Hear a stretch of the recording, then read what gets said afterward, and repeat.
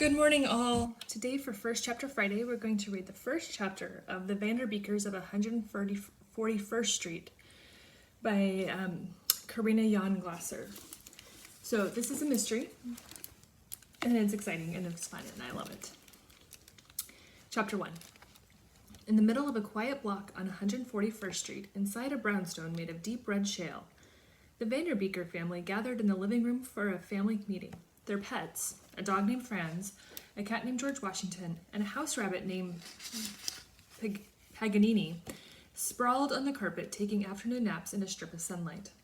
The pipes rumbled companionably within the brownstone walls. Do you want the good news or the bad news first? The Vanderbeeker kids looked at their parents. Good news, said Isa and Lainey. Bad news, said Jessie, Oliver, and Hyacinth.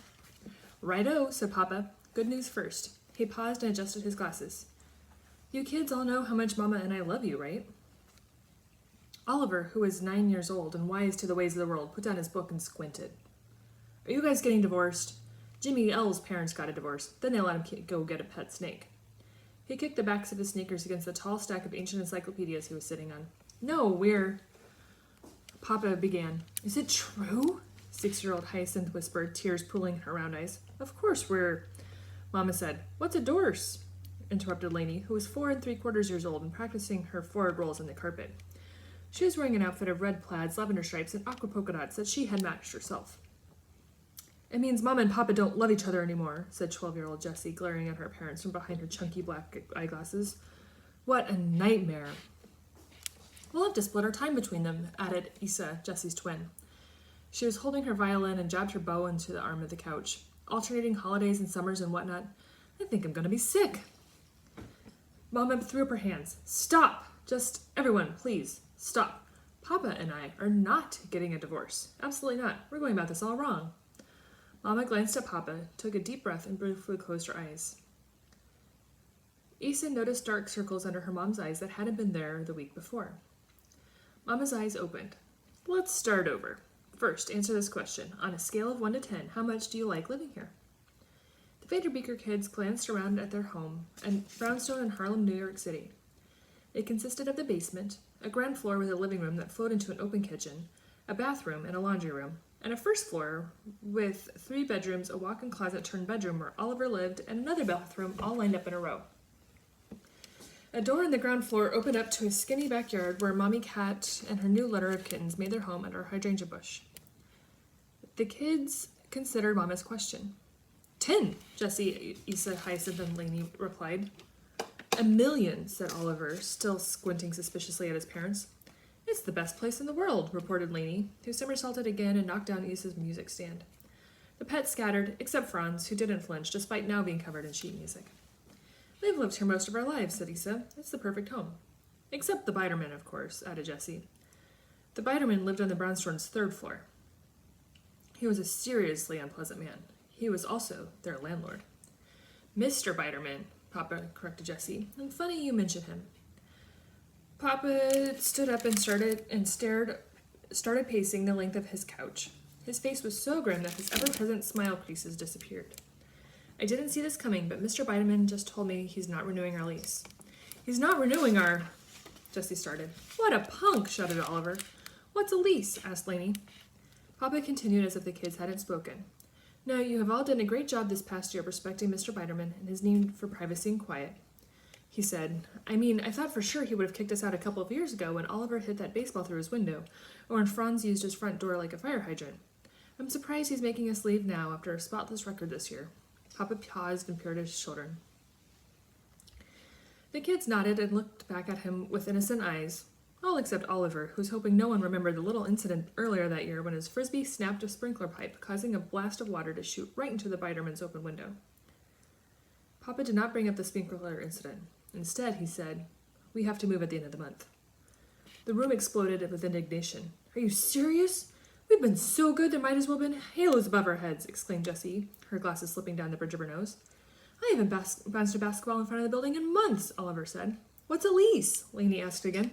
Isa has to practice violin in the freaking dungeon, said Jessie. Language, Mama warned at the same time. Isa said, I like practicing down there. Papa looked at Lainey. We have a lease with Mr. Biderman. It's an agreement between us for living here. Lainey considered what Papa said as she prepped another somersault. Does that mean he doesn't want us? It's not that... Mama trailed off. I think the beetle man needs hugs, Lainey decided. She completed an accident-free somersault, then rolled over to lie on her stomach, searching for her bunny, who had taken refuge under the couch. Jessie glanced at the calendar on the wall. So that's it? We've only got 11 days left here? He's really going to make us move right after Christmas? Asked Isa. Is it because I can't keep Franz quiet? Asked Hyacinth as she chewed her fingernails. When Franz heard Hyacinth say his name, his tail gave a little wag and his eyelids fluttered open and then drifted close again. I think it's my fault, Isa said. Her siblings stared at her. No one could imagine perfect Isa ever being the cause of getting kicked out of their home. You know, because of my violin playing. Kids, it's no one's fault, Mama interjected. Remember how Papa and Uncle Arthur installed those energy-saving windows last year? Those windows are much more soundproof than the old ones. We've done all we can to try to persuade Mr. Biderman to let us stay. I even left a box of lavender macarons outside of his door. Mama blinked nervously. As a professional pastry chef, she took macarons very seriously. What a waste, grumbled Oliver, who also took macarons very seriously. Will our new place have a basement so I can practice? Isa asked. I'm only moving if I can have a science lab in the new place, with a Bunsen burner, and new Erlenmeyer flasks, Jessie said stubbornly. My room's going to look exactly the same, right? Like, exactly? Asked Oliver. Will we move close by, so Franz can keep all of his doggy friends? Asked Hyacinth. At Hyacinth's comment, the other kids' eyes widened. They'd never considered that they might have to leave the neighborhood where they knew everyone on the block by name, age, and hairstyle. I've lived in this neighborhood my whole life, Papa said. My job is here. Only Hyacinth noticed that he didn't answer her question or look anyone in the eye when he said that. Listen, kids, I have to fix the wobbly banister on the second floor and then take the building trash out. But we're not done talking about this, okay? Papa took his warm blue coveralls off the coat hanger and pulled them over the work clothes he was wearing for his computer repair job. The coveralls looked like something an auto mechanic would wear. Papa observed the somber faces of his kids. I'm really sorry about this. I know you love this place, but I promise this will turn out okay. He slipped out the door. The kids hated when their parents talked about things turning out okay. How could they know? Before the kids could start in with the questions again, Mama's cell phone pinged. She glanced at the caller, then back at the kids. I have to get this, but don't worry. We'll talk about it more, I promise. The kids watched her rush up the stairs, then heard her say, Yes, Miss Mitchell, thank you for calling. We're very interested in that apartment you listed, followed by her bedroom door shutting. Move, said Oliver, breaking the silence. That's bananas. Rotten Biderman. I can't imagine not living here, Isa said, her fingers running over her violin strings. I really hope it wasn't my violin playing that caused all this. Isa had discovered Mr. Biderman's particular distaste for instruments 6 years ago when she was in first grade. She was performing Twinkle Twinkle Little Star on her tiny 1/8 sized instrument for their second-floor neighbor, Miss Josie. Isa stood outside Miss Josie's apartment, but halfway through her song, Mr. Biderman's door on the 3rd floor burst open. He yelled down the staircase for the terrible racket to stop or he would call the police. Then the door slammed. The police! On a 6-year-old violinist! Isa was in tears, and Miss Josie invited her in and fed her cookies from a delicate china dish and gave her a pretty lace handkerchief to dry her eyes. Then Miss Josie insisted that Isa keep the handkerchief, which Isa to this day stowed in her violin case. It makes no sense, said Jessie, pacing back and forth between the couch and the picture window. She ran her hands through her wild hair, which made her look like a crazed scientist. Newton's 3rd law says that for every action there is an equal and opposite reaction. Now consider this. Papa does so much for the building. He keeps the front stoop clean, he rakes leaves, he shovels snow. He saves the Biderman so much money by doing all the repairs himself. Now what about Newton's 3rd law? The Biderman kicking us out of the building is not an equal reaction. I want to see a Newton, exclaimed Lainey. I don't think that law applies here, said Isa, unconsciously adjusting her neat ponytail into an even neater ponytail.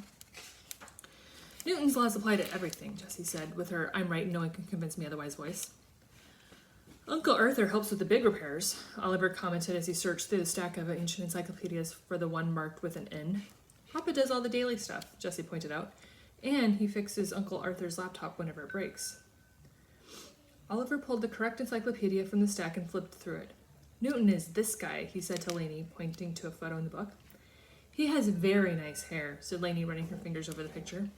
Don't read that, scolded Jessie. Those books are 60 years old and full of inaccurate science. Okay, people, Nessa interrupted. Let's get back on topic. I figure we have until Christmas to convince the Biderman to let us stay. That's only 4.5 days, Jessie exclaimed. She looked at her watch. 106 hours. Exactly. Less than 5 days, people. Who has ideas? Give him lots of hugs, suggested Lainey. Oliver rubbed his hands together and raised one eyebrow. Let's spray paint his door. He gave a dramatic pause. With disgusting bathroom words. Issa ignored her brother. Lainey, I think you're right. We should try to do nice things for the Biderman. You know, change his mind about us. Jessie and Oliver looked skeptical. Hyacinth looked scared. Lainey looked ready to give out hugs. Lots of hugs. After a long silence, Oliver shrugged. I'd be willing to do nice things for him, if he lets us stay here. I guess I can try to be nice to him, Jessie said. Issa gave her a grateful look. Although if this doesn't work, Oliver and I totally get to spray paint his door. What do you think, Hyacinth? He scares me, Hyacinth said, chewing at her pinky finger. It's 5 against 1, said Oliver. What could he do to us anyway? I know you can do this, Issa said to Hyacinth. You need to channel Hyacinth the Brave. Hyacinth nodded, but continued gnawing on her pinky. Issa mused. Wouldn't it be great if we were able to convince the Biderman to let us stay? It would be like giving Mama and Papa the most amazing Christmas present ever. The Vanderbeeker kids thought about giving their parents the best Christmas present ever. Of course, Hyacinth had already made presents for them. She completed them 2 months ago, but she liked the idea of a group gift. Oliver, who had spent quite a bit of time contemplating what he was going to get for Christmas, just remembered he was supposed to give gifts as well. Mom and Papa deserve an amazing present from us, Oliver decided. Let's keep it a secret. Issa looked at him. You haven't gotten them anything yet, have you? Oliver quickly changed the topic. If it's a secret, we need to make sure you know who doesn't spill the beans. He gave a not-so-discreet nod to Lainey. Lainey, this is a secret, instructed Jessie. Right, Lainey agreed promptly. Right what, Jessie said. Right, let's be nice to Bigger Mac, Lainey said. Yes, but we're going to keep it a secret from Mom and Papa. Right, Lainey? Jessie prompted. Right. The 5 kids started exchanging ideas for winning over the man on the 3rd floor. Operation Biderman had officially begun. They tried to feel hopeful about their plan, but in the back of each of their minds, they were all thinking the same thing. How do you make friends with a man whom you have never seen and who has not left his apartment in 6 years? And that was Chapter 1 of the Vanderbeekers of 141st Street.